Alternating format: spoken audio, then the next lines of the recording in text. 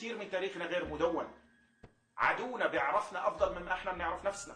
الأطفال والجيل القادم إذا وجد مادة يستند إلها في حقه المشروع وحقه التاريخي، لا شك أنه راح يدافع عن هذا الحق. أنا بحكي عن قريتي ويسمعها ابني بقول إيه والله بقى الاختيار الله يرحمه يحكي لنا هيك، أو أبوي قال لي عن جدي حكى لي هيك، برضه بظل ذكاء أحاديث يعني.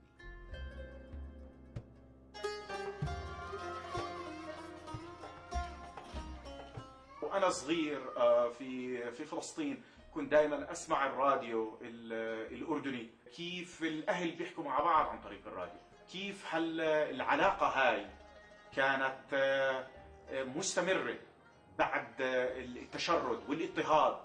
كان هناك رغبة بين أطراف العائلة إنها تتواصل مع بعض.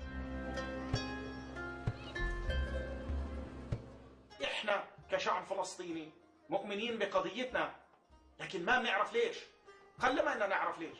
فبدنا حقيقة تدعم المادة هاي. فأنا دورت في مواد موجودة من بعض المؤرخين من بعض الدارسين، كثير منها أكاديمي لكن قليلة.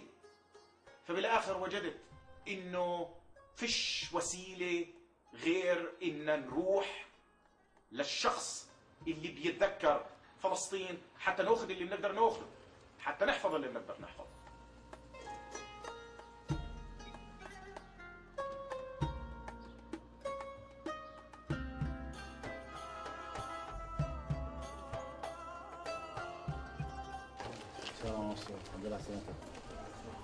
من هذا الباب تقريبا يعني كان موضوع فلسطين في الذاكرة. الموقع تأسس عام 1999 وأعلن عنه وأطلق عام 2000. التاريخ الشفوي النكبة الفلسطينية 2003 تم تأسيسه والمباشرة في إجراء مقابلات مع كبار السن الذين عايشوا النكبة.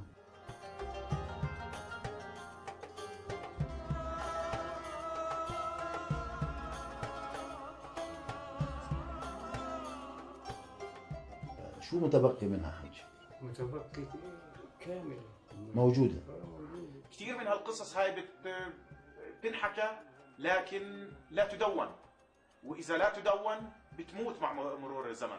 الدافع الرئيسي إن نبني منتدى على شبكة الإنترنت يجمع الناس بالرغم من تدمير المكان وتشتيتنا.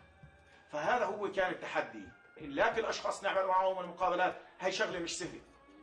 نبحث عليهم، ندور عليهم، بنحاول قدر الإمكان إن نغطي القرية باثنين أو ثلاثة، حتى إن شاء الله المؤرخين بالمستقبل يقدروا يدعموا صحة المعلومات من أكثر من شخص، لأنه بدنا إنسان من القرية وشاهد عملية التطهير العرضي هاي.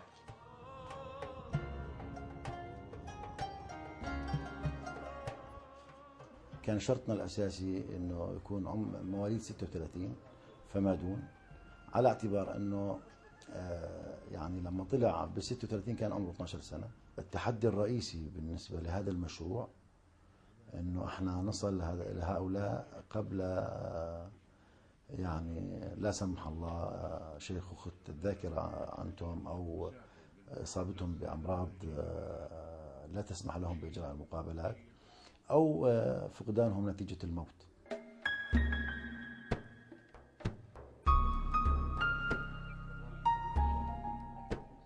بعد ما إن نعمل المقابلة المادة بتوصلنا هون في أمريكا، وإحنا بكل بساطة من نعملها لأفلام، نجمعها ونحطها على شبكة الإنترنت.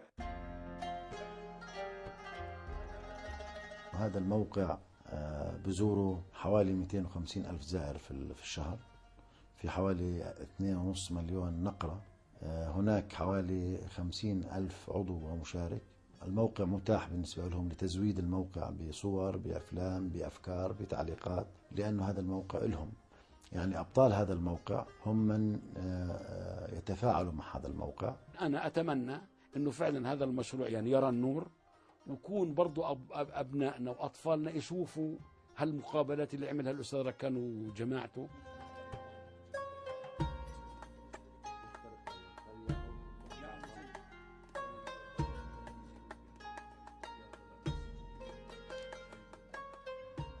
في شيء بيعوضك عن الجلدية؟ مستحيل. احنا اللي بيهمنا انه حماية حقوق الوطنية الفلسطينية العربية من خلال الذاكرة الفلسطينية. نحن نعول من خلال هذا المشروع ومن خلال هذا التسجيل والتوثيق والتدوين للأجيال التي عاشت النكبة، أن تورثها للأجيال القادمة، وهي بإذن الله ستعيد فلسطين وستتحقق العودة بإذن الله.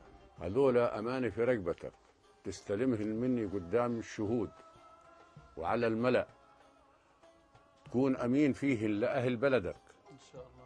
وإن شاء الله بتحمل الأمانة والخطية في رقبتك إلى يوم الدين. إن شاء الله.